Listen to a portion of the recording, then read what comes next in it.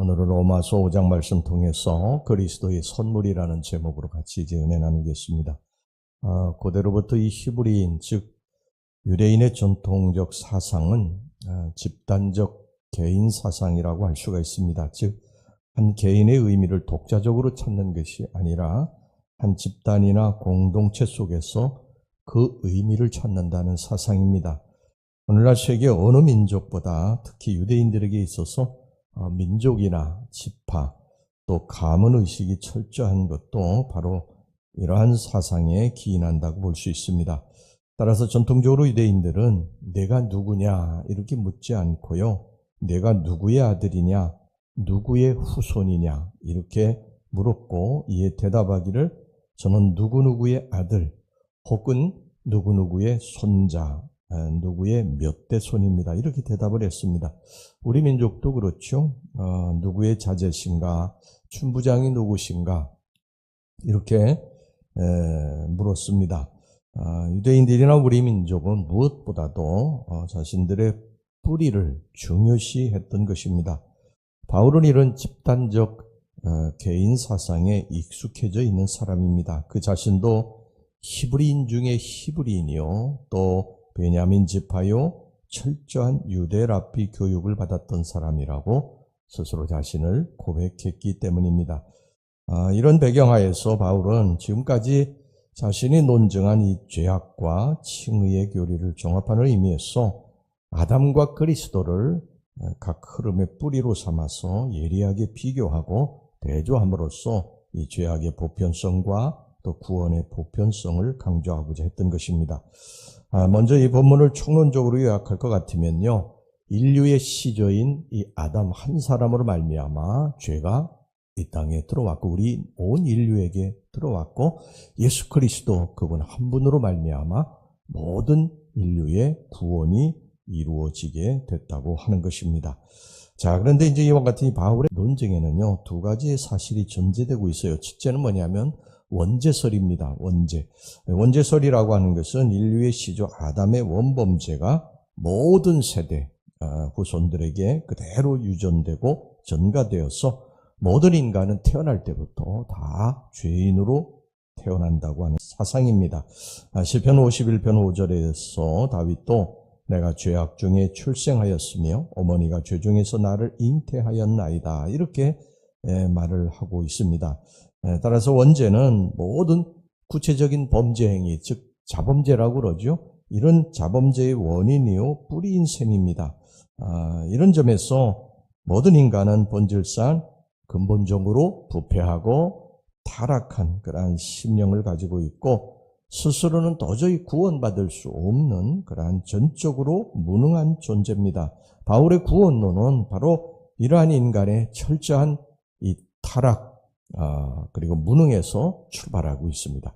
그 다음에 이제 두 번째가 뭐냐면 이 대표성의 원리입니다. 대표성의 원리라고 하는 말은 말 그대로 한 가장이 한 집안을 대표하고요. 어느 단체장이 어느 한 단체를 대표하듯이 어느 한 대표로 말미암아 어떤 원리 원칙을 세운다는 그런 사상입니다. 따라서 이 대표 원리에 근거해 볼 때 아담은 하나님께서 창조하신 최초의 인간이자 모든 인간의 전형입니다. 그래서 하나님은 그를 온 인류와 우주 만물의 대표자로 삼았습니다. 그래서 오늘 여기 본문의 12절을 보면요. 아담 한 사람의 범죄로 죄가 세상에 들어오고 죄로 말미암아 사망이 들어왔듯 지금까지 모든 인간이 죄를 짓고 사망이 들어오게 되었다는 것입니다. 따라서 이 아담의 범죄, 이 한 사람의 아담의 범죄와 그의 영향력 또 타락, 정죄, 사망은 아담을 비롯해가지고 그의 후손들, 즉 인류 모든 인간들이 여러 피조물에게까지 미치는 그러한 결과를 낳았던 것입니다. 이와 같은 논리로 인해서 바로 예수 그리스도, 하나님께서는 예수 그리스도를 구원 얻을 모든 자들의 대표자로 삼았습니다. 따라서 예수 그리스도의 의와 그 영향력 또 칭의, 구원, 영생 이것은 예수 그리스도를 첫 열매로 해가지고 그를 믿는 모든 자에게까지 미치는 결과를 역시 낳은 것입니다. 이런 맥락에서 사도 바울은 그리스도를 둘째 아담 또는 마지막 아담이라고 칭했던 것이죠. 이런 배경하에서 사도 바울은요, 마치 좋은 의사가 환자의 병을 다룸에 있어서 그 근본 원인을 파악하고자 노력하듯이 역시 타락한 인간의 죄와 구원 문제를 취급함에 있어서 그 기원을 추적하고 있는 것입니다. 그리고 추적해 본 결과 오늘날 모든 인간에게 미친 정죄와 그리고 이 사망의 물줄기는 첫사람 아담에게서 흘러나왔고요. 칭후와 영생의 물줄기는 둘째 사람 그리스도에게서부터 흘러나왔음을 파악했던 것입니다. 그러므로 오늘날 우리 성도들은요, 그리스도에게 소속된 바 하늘에 속한 자들로서 우리의 대표 되시는 그리스도로 말미암아 신령한 은혜와 그리고 선물을 풍성히 받아 누리는 복된 자들인 것입니다. 자, 그러면 우리의 대표 되시는 그리스도께서 우리에게 주신 은혜의 선물은 무엇이냐? 첫째는요, 그리스도는 우리에게 의롭다 하심을 선물로 주셨다는 것입니다. 우리는 본질상 아담의 후손으로 말미암아 죄악과 타락, 이것으로 영원히 멸망받아야 됨에도 불구하고 예수 그리스도께서 대신 죽으심으로 우리의 대표자가 되셔서 우리의 죄를 담당하시고 우리를 의롭다고 해주셨다는 것입니다. 우리는 의롭지 않죠. 저와 여러분들이 다 알지 않습니까? 우리는 의롭지 않고 하나님 앞에 다 죄인들임에도 불구하고 예수 그리스도가 우리의 대표자가 되셔서 우리를 의롭다고 칭해 주셨다는 것입니다. 16절 보겠습니다. 또 이 선물은 범죄한 한 사람으로 말미암은 것과 같지 아니하니 심판은 한 사람으로 말미암아 정죄에 이르렀으나 은사는 많은 범죄로 말미암아 의롭다 하심의 이름이니라. 1, 2회 시조 첫째 아담의 범죄 결과 모든 인간은 본질상 죄인의 신분을 지니게 됐습니다. 그런데 이 죄인의 신분으로는요, 하늘잔치에 참여할 수 없죠. 우리가 거룩한 의의 옷을 입어야 신분이 바뀌어져야 됩니다. 첫째 아담에게서 물려받은 이 죄의 옷을 입고는요, 절대 거룩하고 영광된 이 천국잔치에 참여할 수 없기 때문입니다. 예수 그리스도는 바로 이런 죄인들을 불쌍히 여겨서 이 땅에 오셨고 십자가 보혈로 깨끗한 칭의의 옷을 지어서 우리들에게, 이 죄인들에게 입혀주셨습니다. 그 죄인은 그리스도께서 선물로 주신 이 칭의의 옷을 오직 믿음으로 받아 입고 감사와 기쁨의 마음으로 구원의 천국 잔치에 참석하기만 하면 되는 것입니다. 오늘날 우리 성도들은 우리 주 예수 그리스도에게서 이처럼 귀하고 보배로운 칭의의 옷을 선물 받은 복된 사람들인 것을 굳게 믿으시기를 바랍니다. 그 다음에 둘째, 그리스도는요, 예수 그리스도는 우리에게 생명을 선물로 주셨습니다. 인류의 시조의 첫째 아담의 범죄로 말미암아 죄가 세상에 들어왔고 그 죄로 말미암아 사망이 온 인류에게, 온 인간에게 임함으로 결국 사망이 왕노릇하게 되었습니다. 12절입니다. 그러므로 한 사람으로 말미암아 죄가 세상에 들어오고 죄로 말미암아 사망이 들어왔나니 이와 같이 모든 사람이 죄를 지었으므로 사망이 모든 사람에게 이르렀느니라.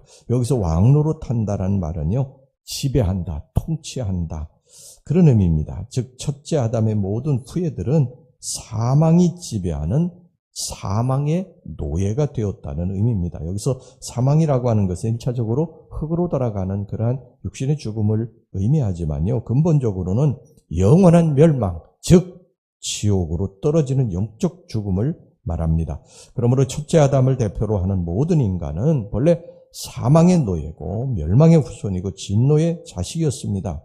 어리석은 인간들이 이 땅에서 이것을 좀 풀어보려고요, 율법에 의지하기도 하고 선을 행하기도 하고 그랬지만 이 율법은 오히려 사망과 정죄의 쇠사슬을 더욱 조일 뿐이었습니다. 20절 전반절 말씀을 보시기 바랍니다. 율법이 들어온 것은 범죄를 더하게 하려 함이라. 다시 말하면 아담의 타락 이후로 율법이 있기 이전의 모세 시대에도 죄는 세상에 있었지만요, 율법이 들어옴으로 인해서 죄가 밝은 대낮으로 끌려나왔고 따라서 죄가 더욱 죄되었다는 말입니다. 그러므로 율법에 의지하는 자들은 사망의 쇠사슬에 더욱 조이는 결과만 초래할 뿐 도무지 헤어날 길이 없었습니다. 바로 이때 하나님께서 이 사랑과 은혜의 특사를 이 땅에 보내셨는데 맨손으로 보내신 것이 아니라 아주 귀한 선물을 딸려 보내셨습니다. 특사는 바로 예수 그리스도시고 선물은 생명입니다. 18절 보겠습니다.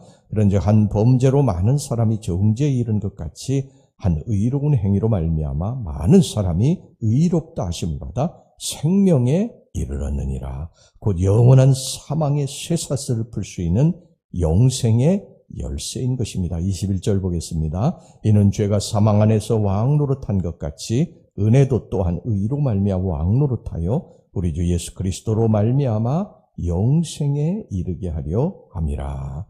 예수 그리스도는 자신의 귀한 신분에 연연치 않고 십자가에 이 치욕적인 십자가에 달려 죽으시기까지 하나님께 기꺼이 복종함으로써 이 첫째 아담이 뿌려놓은 불순종의 가시덤불을 말끔히 제거하셨고요. 또한 무덤에서 부활하심으로 타락 이후로 인류의 왕노릇하던 사망 권세를 완전히 깨뜨려 버리셨던 것입니다. 이제 모든 인간은 예수 그리스도께서 십자가의 피로 닦아놓으신 이 생명의 길을 따라가기만 하면 영생에 이르는 것입니다.